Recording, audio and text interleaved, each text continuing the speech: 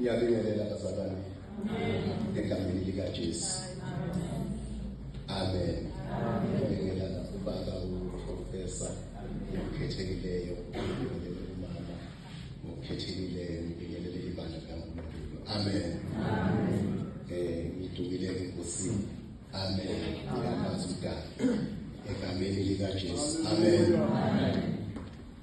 Ngizocela ukufundela ngokaLuka 23 ivesi u43. Wathi kuso, ngiqinisile ngithi kuwe, namuhla uza kuba nami eparadise. Amen bazalwane. Akukuningi ke engizokusho kulelizwi. Kodwa nje ngifuna sibheke into encane uma uJesu ethi ngiqinisile ngithi uwe uza kuba nami eparadise. Amen. Kunento esiye singayinaki lapha bazalwane, kulo uzokuba nami. Amen. Abaningi baye besebenzisa bethi ngiza kuba nawe eparadise, kanti iBhayibheli lithi uza kuba nami eparadise. Amen. uJesu uma ngimbheka ekhuluma namazwi, ukhuluma namazwi utshela iselelesi ukuthi uzokuba naso eparadise. Amen. uJesu wethu like lathi iBhayibheli uyena oqale ehambe ayosicheckela indawo uqali before kuze thina. Amen. Uthi ekhaya likaBaba kunezindlu eziningi, ukube kwakungenjalo kungabe ngabuya nganitshela. Amen. Umsebenzi wakhe ukuthi ahambe kuqali before thina. That's why sizwa uJesu wethu ethi yena ngiza kuba nawe, because uqonda into eyodwa ukuthi eparadise indlela zazimbili bukumathonsi. Eparadise kwakunesivumelwano, kwakunamakhawe esivumelwano saqali sokholo laqali. iBhayibheli ayesebenza ngenduku yesiprofeti. Amen. Kune-Hades kune-paradise. Nikhona bazalwane. Lithi iBhayibheli kokufika kube khona umehluko. Now uma ethi ngizokuba nawe eparadise, uJesu wethu uyazi ukuthi ngale eparadise kukhona azobafika. Nikhona bazalwane. Nikhona bazalwane. Abayaziyo imisebenzi yeselelesi. Nikhona bazalwane. Abayaziyo imisebenzi engemihle yeselelesi. Nikhona bazalwane. Bese ngibheka into eyodwa.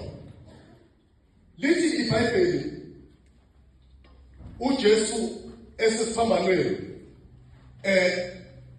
amasosha ayamkolodela, akhuluma lokhuya nalokhuyana kuyena. Bonke abantu bakhuluma, abanye bamkhafulela ngamathi. Awunikhona bazalwane.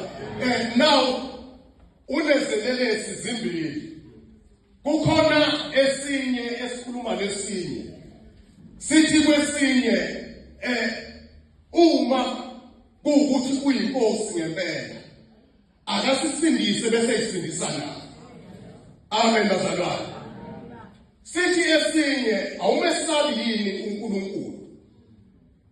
Now ngibheka izelelesi uJesu usesenza akasho lutho, kodwa uJesu usebenza esisodwa ngokukholwa. Amen bazalwane. The time sesikholiwe uNkulunkulu sithi awunikhona bazalwane. uJesu ufike zikhona izelelesi esiphambanweni, kodwa uyasebenza ngoba umsebenzi kaJesu ngaleso sikhathi wawusuhamba ngokushesha kuNkosini. Esontweni eladlulile wayekade evusa abantu ekufeni kwabo, wayekade evusa uLazarus, ekade evusa owayethwelwe ngohlaka, ekade evusa intombazane. Umsebenzi wakhe wokusindisa wawusushesha ngaleso sikhathi. Amen. Esiphambanweni usebenza umuntu ofike esiphambanweni entshontshiwe bakumathunzi. Nikhona bazalwane. Likhona ibandla likaNkulunkulu. Now uthi uJesu namhlanje uzawuba nami eparadise. Amen. Ngiyabheka eparadise ezansi uma efika amadoda esivumelwano sokholo lakudala obaba uMoses obaba uAbrahama bethi lona akafanelwe ukuba kule ndawo because siyayazi umsebenzi yakhe awulekhona abazalwane kodwa ungena naye umbambile ngoba kwaJesu uJesu uma usukholiwe awulekhona abazalwane uprovoka okholweni awulekhona abazalwane ngifuna ukuya la ukuthi singambatha izembatho kodwa owethu uJesu akabheki isembathweni awulekhona abazalwane kodwa ubheka okusenhlizweni na uma sekusebenze kahle ubheka okholweni nalesiselelesi uthi namhlanje ngiyakwethembisa ukuthi ngizokuba nawe eparadise. Amen. Likhona ibandla.